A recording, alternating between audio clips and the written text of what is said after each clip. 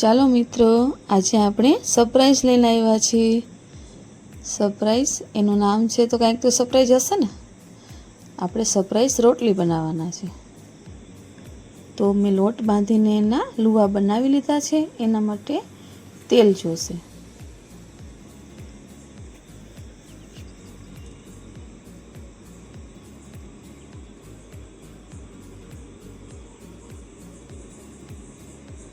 હવે એક લુવાના બે ભાગ કરવાના છે. પહેલે હવે એને ગોળ ગોળ બનાવી લઈએ.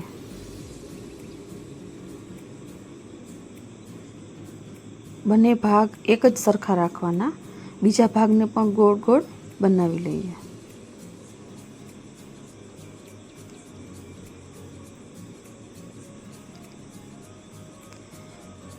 હવે બંને ભાગ ભેગા કરી એને આપણે રોટલી વણશું.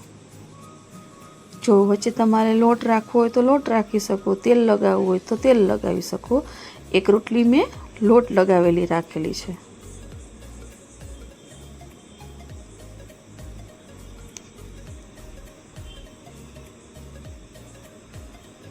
અને હળવા હાથે એને વણવાની છે ગોળ.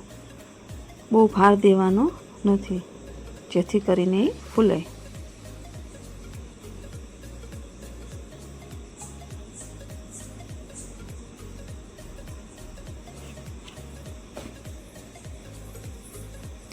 હવે રોટલી શેકવા માટે આપણે તવી મૂકશું.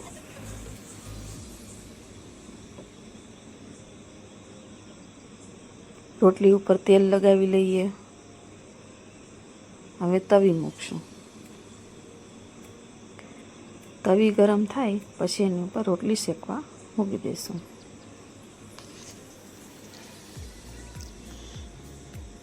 બીજી રોટલી છે એના પણ આવી રીતે ગોળ ગોળ આપણે બનાવી લઈશું, જેથી કરીને જલ્દી રોટલી વણવા માંડીએ. બે ભાગ કરીને ગોળ કરી લેવા. તવી ગરમ થઈ ગઈ છે તો આપણે એની ઉપર રોટલી શેકવા મૂકી દઈએ.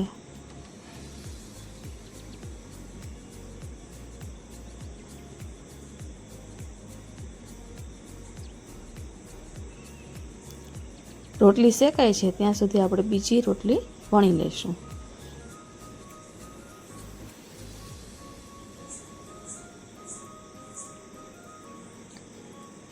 એક સાઈડ શેકાઈ જાય એટલે આપણે એને પલટી દઈશું.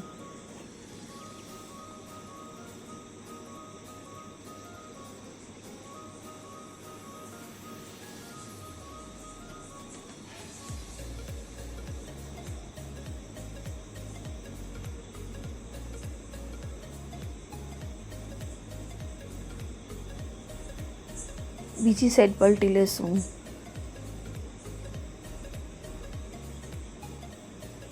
હવે એમાં થોડુંક તેલ એડ કરશું, જેથી કરીને આપણને પરાઠા જેવી લાગે અને રોટલી સ્વાદે સારી લાગે.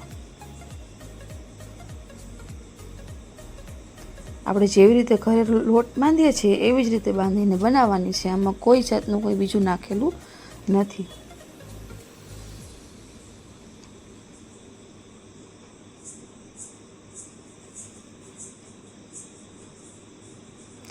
સરસ રીતે આપણે શેકી લઈ બે બાજુ.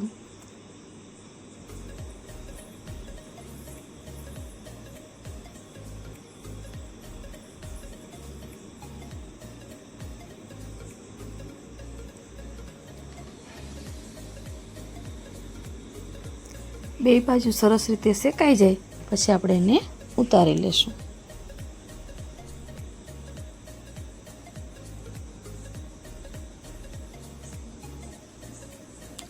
એક રોટલી આપણી બનીને તૈયાર છે. એવી રીતે બીજી રોટલી બનાવી લેશું.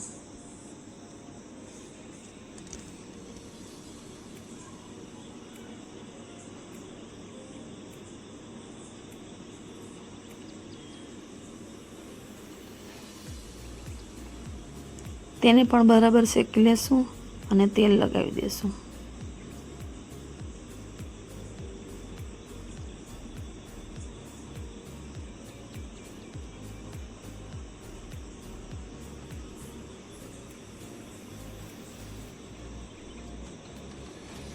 રોટલી સરસ શેકાઈ જશે એટલે સરસ ફૂલીને તૈયાર થઈ જશે. કારણ કે આપણે 2 ભાગમાં બનાવેલી છે એટલે રોટલી સરસ મજાની ફૂલી જશે.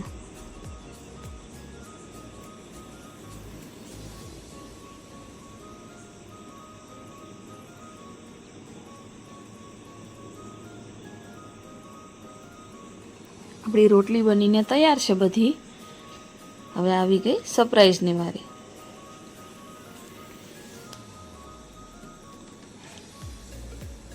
જે આપણે 2 ભાગ કરીને બનાવેલી હતી એ 2 ભાગને આપણે છૂટા પાડીએ.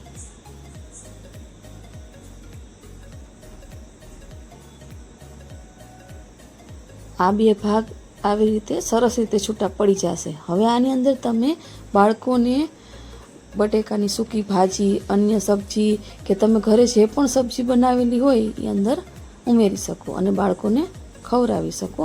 આ છે સરપ્રાઈઝ. આની અંદર તમે પનીર, ટમેટા સોસ વગેરે લગાવીને ખવડાવી શકો. અને એવી રીતે 4 રોટલી આપણે છૂટી પાડીને સરપ્રાઈઝ કરી શકીએ. મારા વિડીયોને લાઈક, શેર અને સબસ્ક્રાઈબ જરૂર કરજો. આવજો.